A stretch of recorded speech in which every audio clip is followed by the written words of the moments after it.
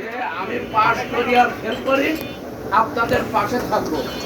আমি কি আপনাদের পাশে আসি বলেন সবাই? আলহামদুলিল্লাহ, আপনাদের খেদমতের জন্যই আমি আসি। আমি অসুস্থ, আপনারা কম বেশি শুনেছেন যে আমি গত 3 মাস বেশ অসুস্থ ছিলাম। গত মাসের 27 তারিখ ইন্ডিয়া গেছি, ডাক্তার দেখাই একটু ভালো, আমাদের খুব ভালো তা বলা যাবে না। ডাক্তার 3 মাস আমার দেশটা থাকতে বলেছি, দেশ বাদ দিয়ে 3 দিনের দিন আমি এলাকায় চলে আসি।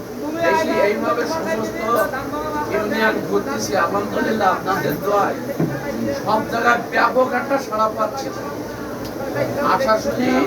আপনারা দেখছেন আশাশুনি উপজেলা পরিষদের চেয়ারম্যান পদপ্রার্থী আশাশুনি মানিকখালী লেহাচারী এম নার্সার চেয়ারম্যান, বিএনপির অন্যতম সদস্য, বিশিষ্ট ব্যবসায়ী সমাজসেবক জনাব আলহাজ গাউসুল হোসেন রাজ আশাশুনি উপজেলার ফুলঘাটা ইউনিয়নের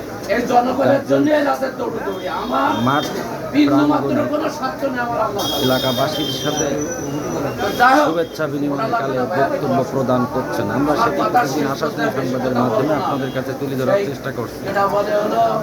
যদি কেউ বোঝে অল্প কথায় বোঝে, আর যদি না বুঝি ভররাত বুঝে খাওয়া যাবে যথেষ্ট। আমি যদি অন্য ইউনিয়নে যাই, যদি কথার কথা মাসে একবার বা 2 মাসে একবার আমার ইউনিয়নে আসে, কিন্তু আমি যখন আসি তখন আমার ইউনিয়নে সব করতে আমি, কারণ আমি এটাই বুঝি যে আমার ইউনিয়ন আসি। এবং আজকের আমার মনে আমার মতন বিগত আমলে কেউ যদি এরকম কথা বলতো যে বুধাটা ইউনিয়ন আমার, কিন্তু সারা 10টা ইউনিয়নে আমি, কিন্তু আপনারা আমার বক্তব্য শুনবেন যে আমি বুধাটা ইউনিয়নের কৃতি সন্তান, এই কথাটাই বলা হয়। তো যাই হোক, গত পরশুদিন আমার এই জায়গায় আসার কথা ছিল, রাত হয়ে গেল, আমি আসতে পারিনি, শেখপুর পর্যন্ত আইছি। শেখপুরেও 2 জায়গায় বসে ব্যাপক লোক হয়েছিল। আপনারা দেখবেন, শেখপুরের কোনো ভাই থাকলে শেখপুরের যে দক্ষিণ পাড়ার মোড়ে অন্তত কমপক্ষে 300 লোক হয়েছে।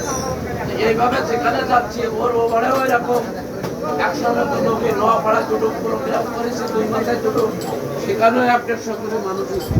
যাক, এখানে আসলে কেন একটু অবহেলা মতন ভাব লাগে, নিজের কাছে খারাপ লাগে। কারণ আপনাদের জন্য আমার রাজনীতি, আপনাদের অধিকার প্রতিষ্ঠিতর জন্য আমার রাজনীতি। আপনারা সবাই জানেন আমার সম্পর্কে, জানতে আর কারোর বাকি নেই যে লোকটা আসলে আল্লাহ তাআলা তার মনও দেশে, তার ধনও দেশে, তার দানের হাত অনেক বড়। এ কথা জানতে বুঝতে কারোর বাকি আছে ভাই? আমার কথা হলো ভাই, যখন আসি অত্যাধিক কাছের মনে করি আপনাদের, বিশেষ করে ইউনিয়নবাসীটা। হয় আপনারা দেখেন গে খোঁজ নেন, কেউ না কেউ আমরা আত্মীয়তায় জড়িত আছি। আর মুসলমান এমনি ভাই বা আমরা আত্মীয়তায় জড়িত। আর আমার কষ্ট পরিশ্রমটা সম্পূর্ণ এই জনগণের জন্য, আমার নিজের জন্য কোনো কষ্ট পরিশ্রম না। তো যাই হোক, সর্বশেষ কথা হলো, আগামীতে যদি আপনারা সমর্থন দেন, বিভিন্ন জায়গায় সমর্থন দিচ্ছি, তাহলে আমি ভোটে আসবো। আর যদি আপনারা সমর্থন না দেন, আমি ওই যে ভোটের মাঠে ভোট কিনবো, এটা আমার পক্ষে সম্ভব না। এটা আপনারা এমনি বিভিন্ন অনুষ্ঠানে দেখেছেন, লক্ষ টাকা, হাজার টাকা অসহায় মানসিক পিছনে কিভাবে আমি দৌড়ছি, কিভাবে সহযোগিতা। যেখানে আপনার একটু আগে আপনারা সবাই বললেন যে ভোটের পরে খোঁজ করেন, আর আমি দেখাচ্ছি এই ভোটের পরের যে আমার অনুযায়ী আপনাদের পাশেই পড়ে আছে। এই জন্যই আমাদের এবার আমি একটা নির্দিষ্ট দালাল মালাল বসবো না, যখন আসবো লোকজন দেখি খাওয়াবো। যদি কারো কেউ বলে যে ভাই আমি আপনার জন্য 200 টাকা খরচ করেছি, তার সেই 200 টাকা দেবো। বা কেউ যদি বলে 500 টাকা তাই দেবো। তাই বলি ভোট কিনে রাজনীতি করতে আমি আসিনি। 1 নম্বর কথা। 2 নম্বর কথা ভাই, কথা শেষ ভাই। হ্যালো, আজ পর্যন্ত কেউ কি আমার বিরুদ্ধে একটা বাজে মন্তব্য বা বাজে খারাপ কোনো বের করতে পেরেছে কেউ? না। কারণ এই রাজনীতির মাঠটা সবচেয়ে বাজে মাঠ। আমি যদি আগে জানতাম এর মধ্যে মোটে পাই দিতাম না। আর পা যখন দিছি উদ্দেশ্য একটাই, যে এই হায়দ্রাবাদের একবার দেখাতে চায় একটা মানুষ সৎ এবং সাহসী থাকবে, বাজার সবাই থাকবে, নীতিবান থাকবে, সে কি করতে পারে। কথা যারা অন্তরেতে ভালোবাসেন বা আগামীতে আমার জন্য কাজ করবেন, আপনারাই কাজ করতে হবে। আমি কোনো বাকে বললাম, আমি এবার কোনো দালাল মালাল করবো না। যা করবো সব সাধারণ মানুষ, সবাই সাধারণ মানুষ করবে। কারা আমার অরিজিনাল অন্তরে কোনো যে আমি বলতেছি বলে হাত উঁচু করবো এরকম না।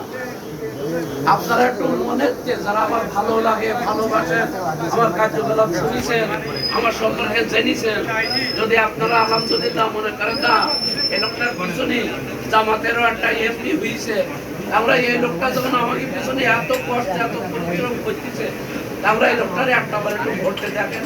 আমি 5 বছরের বেশি 10 বার আসবো না। যদি আমার নিট থাকে আমি মানুষের জন্য করবো। 5 বছর অনেক লম্বা সময়, তাও বলিনি যদি হলো আল্লাহ আমার সুস্থ রাখে, অসুস্থ